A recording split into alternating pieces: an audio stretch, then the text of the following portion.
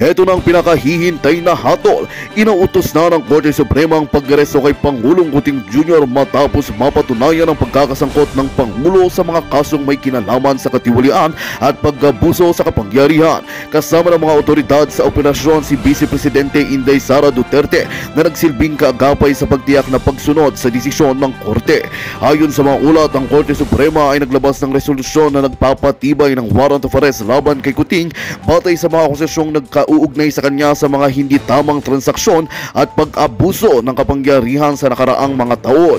Sa kabila ng kontrobersya, ipinahayag ng VP Sara Duterte ang kanyang suporta sa akbang ng mga otoridad at tiniyak na ang proseso ay isasagawa ng maayos at ayon sa batas. Tinutukoy ng publiko ang mga susunod na hakbang ng kung paano haharapin ni Kuting Jr. ang kasong ito.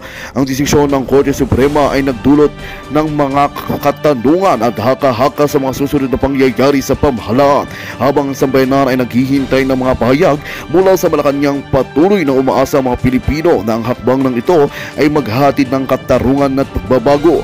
Ang lahat ng mata ay nakatutok sa mga susunod na aksyon na tatahakin ni Kuting at ng kanyang administrasyon sa gitna ng pagharap sa matinding pagsubok na ito. At yun nga ang balitang ating pagkakatutukan. Ngunit bago ang lahat, siguraduhin mag-subscribe at i-hit ang notification bell para sa patuloy na pagtutok sa mga silip ng bagong balita sa tunay na boses ng masa.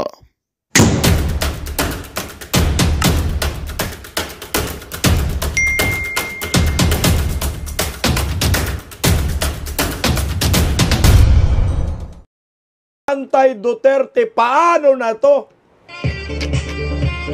Paano mama? Nabuang sila. Ladin Navarro, magandang tanghali ho sa inyo. Ang mga buang, lalong mabubuang. Tama-tama po ito kagahapon guys, may inulat. Pinost po, I think yung decision po nito ay October 29, pero kagahapon po, October 31, ay kumakalat po sa social media na si Pangulong Rodrigo Roa Duterte ay panalo tungkol sa human rights petition ng mga petitioners. Alam mo na, yung paglabag sa human rights, yung nireklamo kay Pangulong Duterte. Ang problema, ibinasura po ito at pinal na at hindi na pwedeng i-apila. So congratulations, mabuhay po tayo mga Pilipino. Ito na nga ho ang sinasabi natin mga kababayan ko, kayong mga figure of speech, mga freedom of speech, hindi po pwedeng magiging ano yan. Hindi po pwedeng magiging ebidensya laban ho sa isang tao na nagsasalita lamang. Figure of speech po yan, hindi mo pwedeng ebidensya. Kaya Biros, umpisahan mo nang umiyak.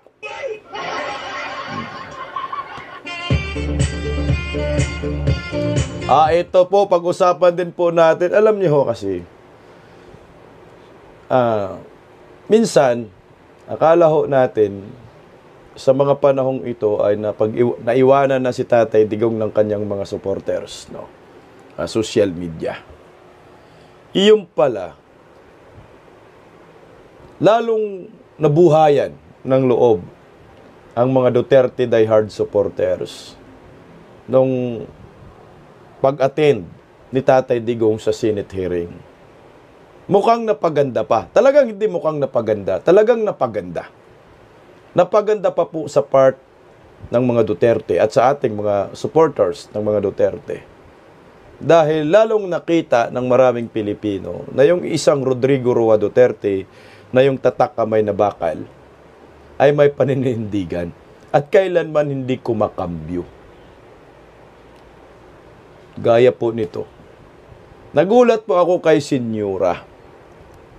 Kilala niyo si Senyora? Kilala niyo si Senyora? Si Senyor, kilala niyo? Napaka-imposible naman. Napaka-well-known po itong si Senyora no? Kagahapon ko lang naman to kasi na nabantayan. Pero kung nabantayan ko agad ito, malamang kinontent ko na. Pero tama lang siguro kasi siksik-liglig pa man yung content, no? Kilala niyo po si Senyora? Putang ina. Iyak dito si Biros. Sabi ni Melundago, yes, si Senyora patay na patay kay Tatay Diggs.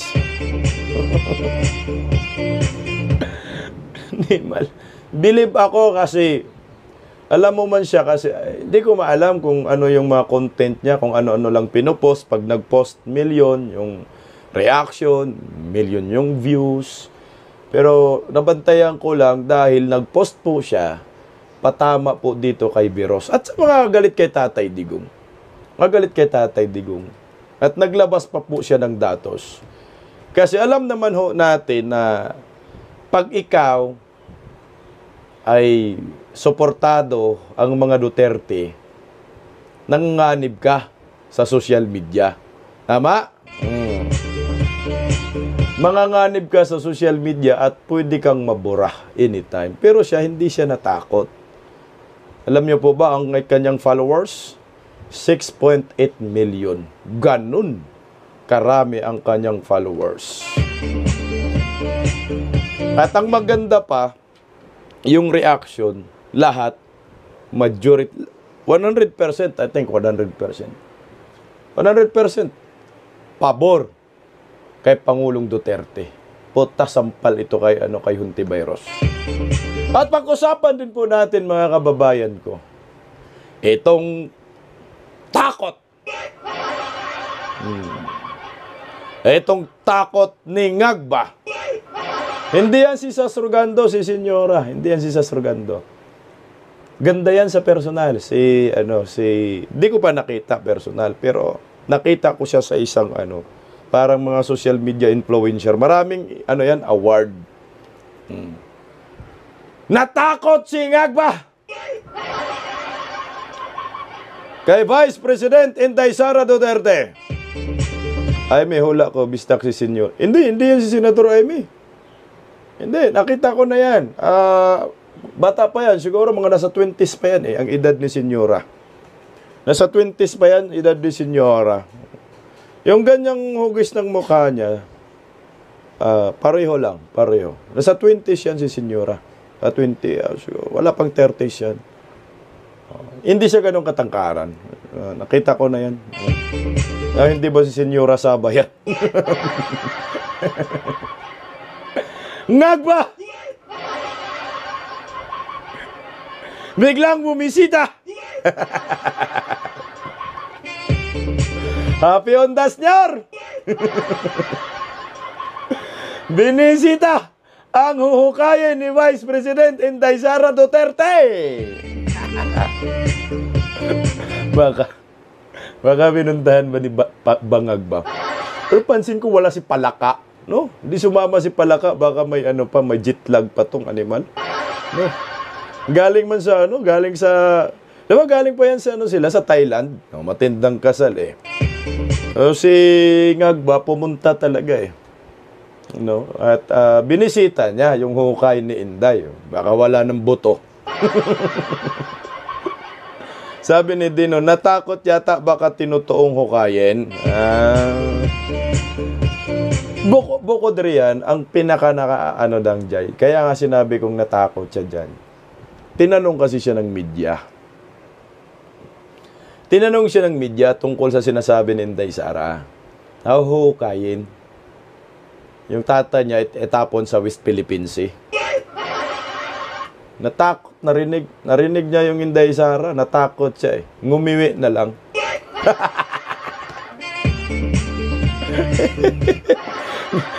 Ina naman talaga, undas na undas, All Saints Day, pambihira, bad trip na naman Ngagba supporter sa atin.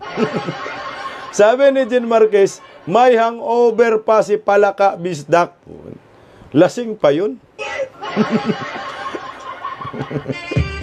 Bantayan nyo, hukayin daw ni Disnats yan mamayang gabi. Sabi niya. Kaya pag-usapan agad natin mga kababayan ko, itong pagkapanalo ni Pangulong Rodrigo Roa Duterte sa Korte Suprema. Good news po ito sa ating mga Duterte diehard supporters, sa mga galit sa mga durugista, galit sa mga ngiwe, galit sa mga polboronic, adictos benedictos. at nakikipaglaban at sumuporta sa war on drugs ni Pangulong Duterte. Good news po ito, palakpakan po natin mga kababayan. Ayan. Pinost po yan ng Daily Inquirer, inquirer.net. Tingnan mo. Masakit ito sa loob ni Dilima, pati kay Hontiveros. JC Lakwata, magandang tanghali sa inyo, ma'am. Masakit talaga to guys. Isipin mo, dakdak ng dakdak si Veros doon sa Senado, tapos banata ng ganito. Dismissal of human rights petitions versus Duterte reaches finality. Alam mo pag sinasabi mong finality, wala nang apila yan. Final and executory na ho yan. Tingnan mo. Ano bang pinagdakdak ninyo? ICC pa kayong nalalaman. Mismong sa korte natin nagsasabi walang human rights abuses. Wala nang apila yan. Putangin na masakit sa loob to ni Jokno, ni Dilima, Hontiveros, Trillanes, pati kay Ngagba, pati sa Tuwad Committee. Kayo, Tuwadcom, itigil nyo na po yan. Ayan na yung korte nagsasalita na. Basahin ko para mas maganda. Yung laman ng balitang iyan. Hello, Joy, Kiyura. Ma'am, pilido mo yan, ma'am. Kiyura ba? Iba pa naman sa amin, ma'am, yung Kiyura, ma'am. Joy, Kiyura. Kiyura, gid ba? Magandang hapon, Joy Kiyura. Kiyota dire. Hari kita. Ayan. Napatawa yung Kiyura. Ma'am, binasa ko lang, ma'am, ha? Ma'am, binasa ko lang, ha? Binasa ko lang. Buang kasi iba, final na daw ang kiyod.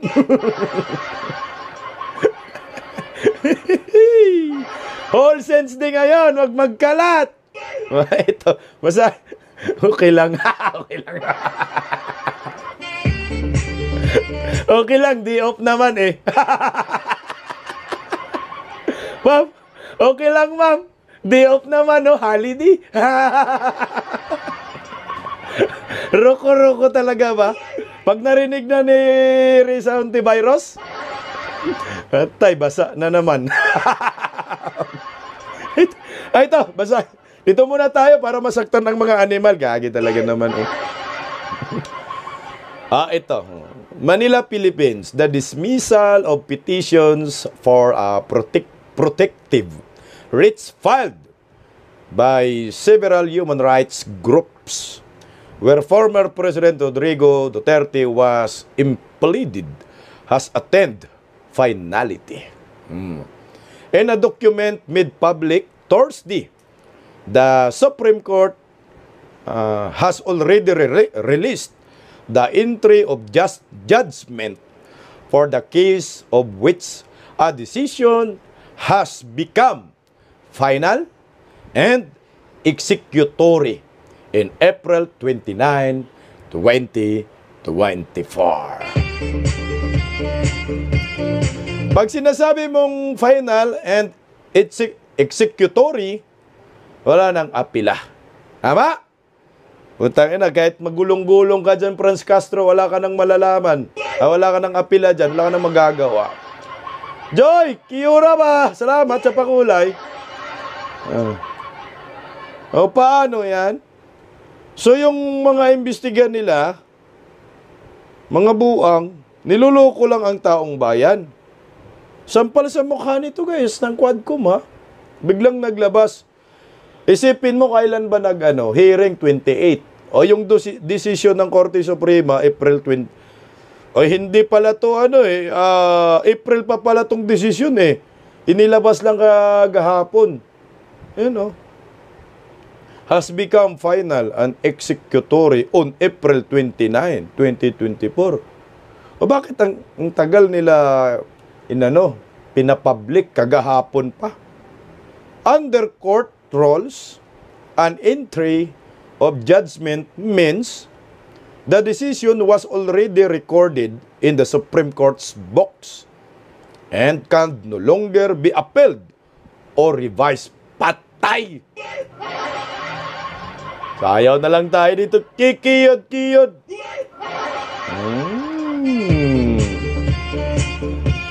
Bakit now lang inilabas nila? Gumawa kasi ng mikos-mikos ang mga ulol. No? Pero maraming salamat sa pakulay. Kahit anong gawin pala nila guys, final na. Nakasulat na daw sa logbox ng Supreme Court eh. Final na. Final and executory. And can no longer be appealed or revised. O di, tigil na yung hearing.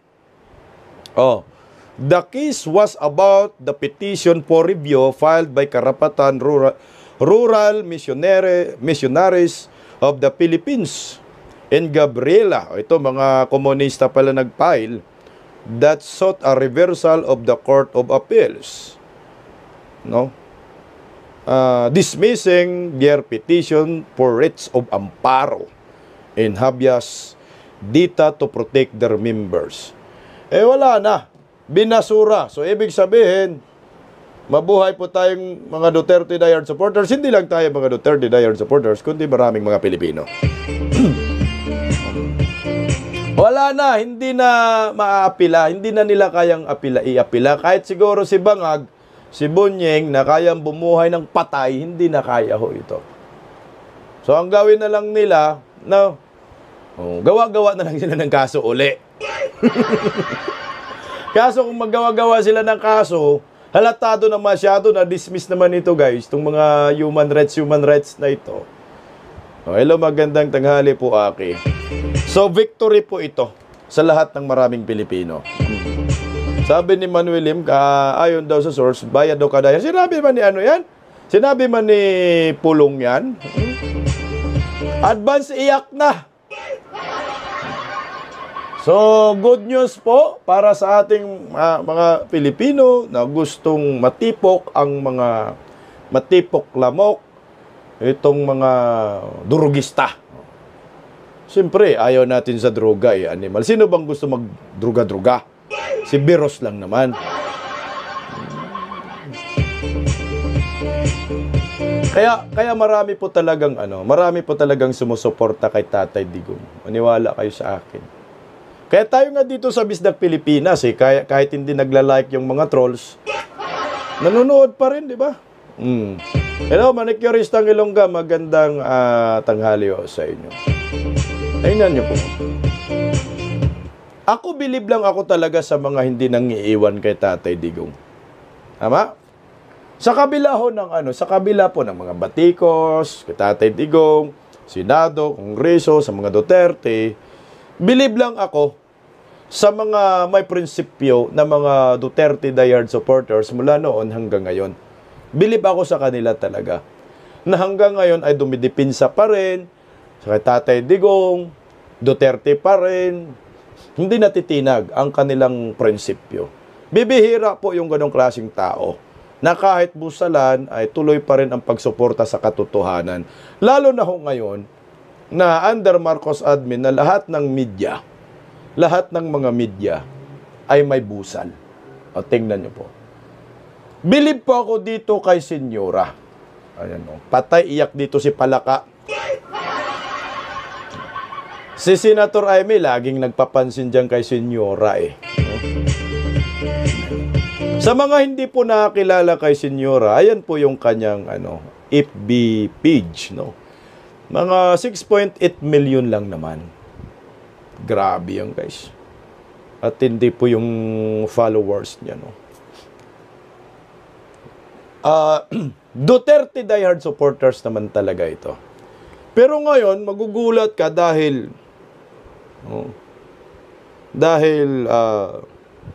sipin mo, kung ganyan yung followers ko, 6.8 million, siyempre mag-iingat ka rin, no? Kasi pag nabalitaan mo yung mga supporters ni Tatay Digong sa social media, pinagbubura. Pinagbubura, di ba? Nasuspinde sila sa Surgando, Maharlika. Pero ito, 6.8 million. Ang lawak ng engagement, isipin mo, kahit yung mga mainstream media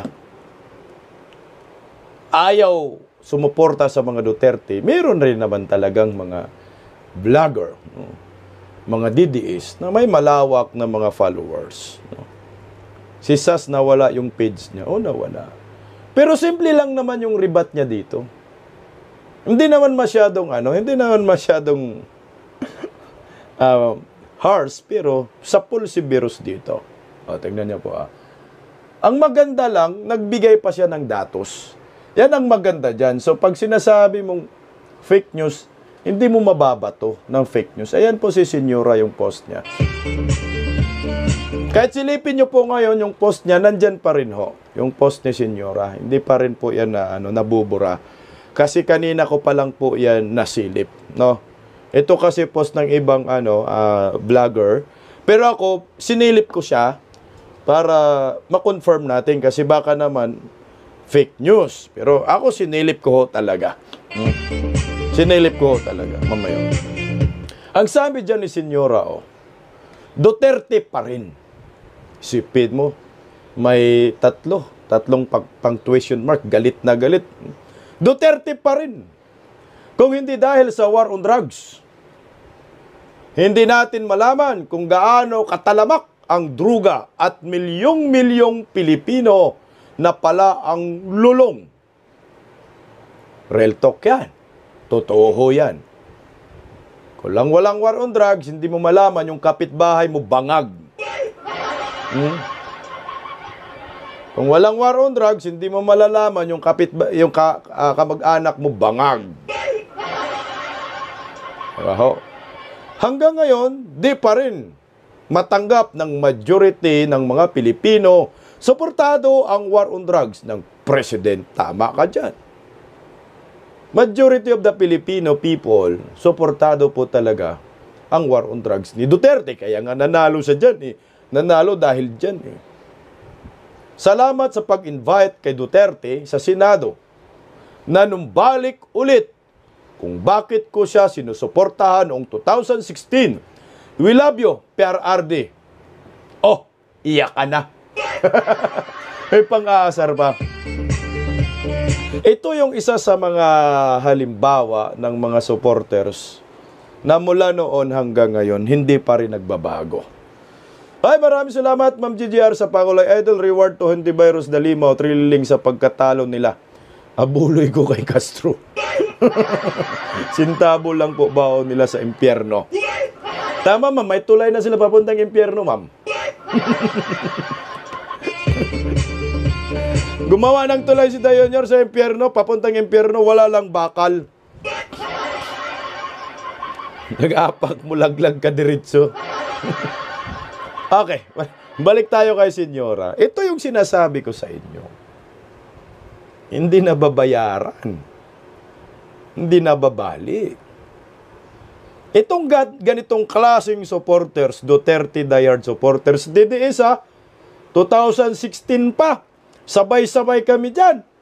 Ako, 2015 talaga ako, nag-start kalbo-kalbo kami sa doon sa Comelec. Pakalbo ako, baka hindi pa ninyo nakita yung pagkalbo ko. I-search ko, ipopost ko dito, papakita. Gwapo din naman.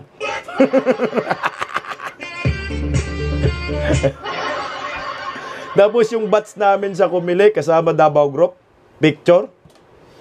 Ilan kami doon? Siguro mga nasa 50 yata kami doon. Pa-picture kaming lahat. Sa awa ng Diyos, may namatay na.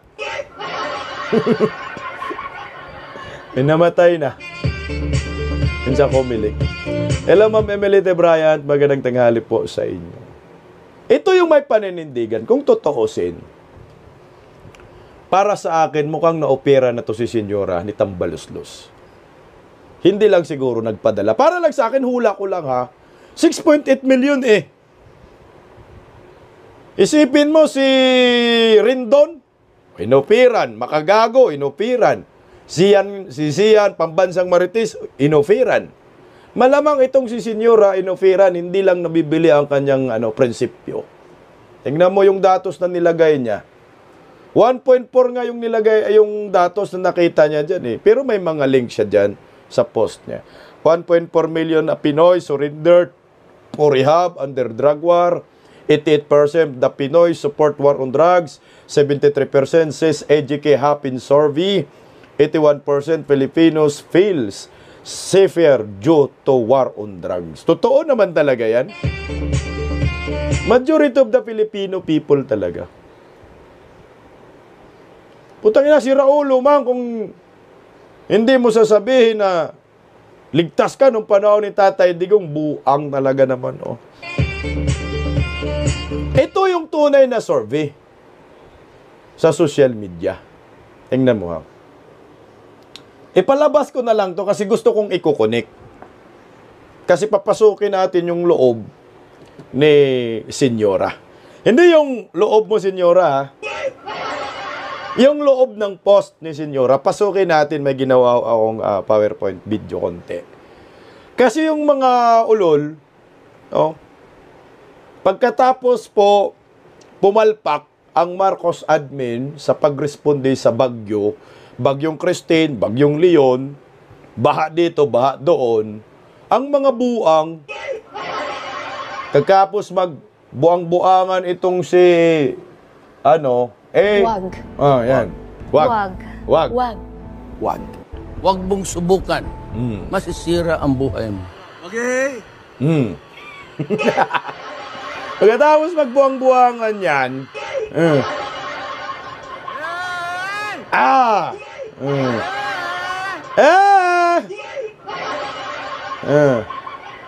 Ngayon nyo, panoorin nyo muna ang buang-buangan.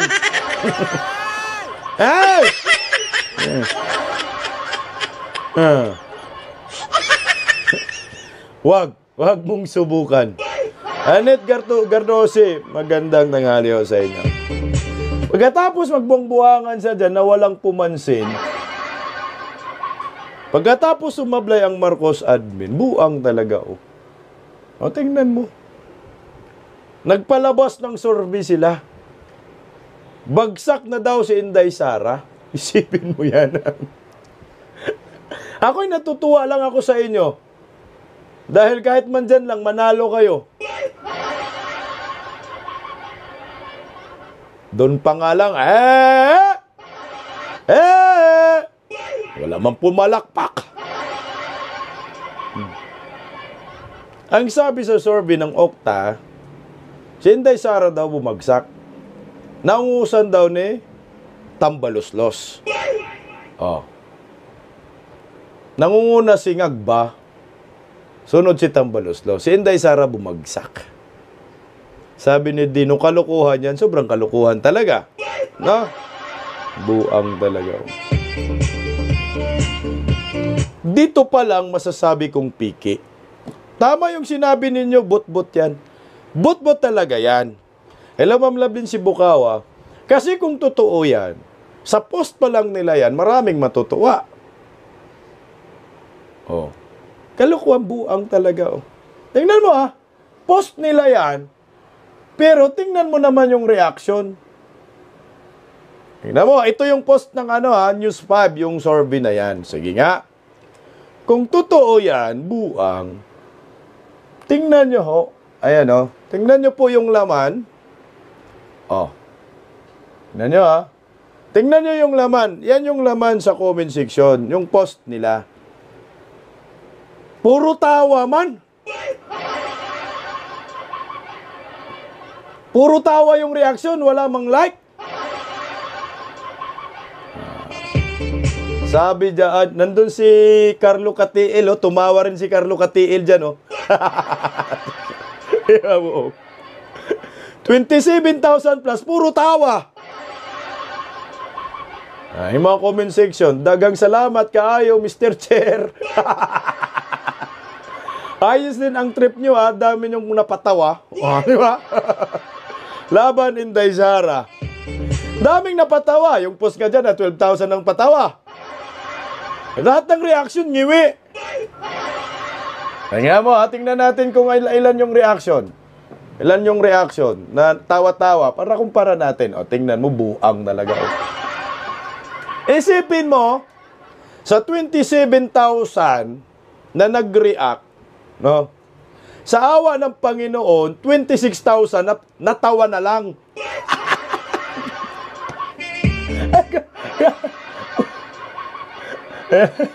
Bawa natin kundi yan. Buang man yan. So pinagluloko nila sarili nila. Magandang balita ang hatid namin sa inyo ngayong araw. Sa pagtatapos ng aming balitaan, nagbigay kami ng mga mahalagang impormasyon. Maraming salamat sa pagtutok at pagsuporta sa aming programa. Huwag kalimutang manatili sa mga susunod na araw para sa mga bagong balita at mga kwento na dapat nating abangan. Mula sa Boses ng Masa, magandang araw, Pilipinas!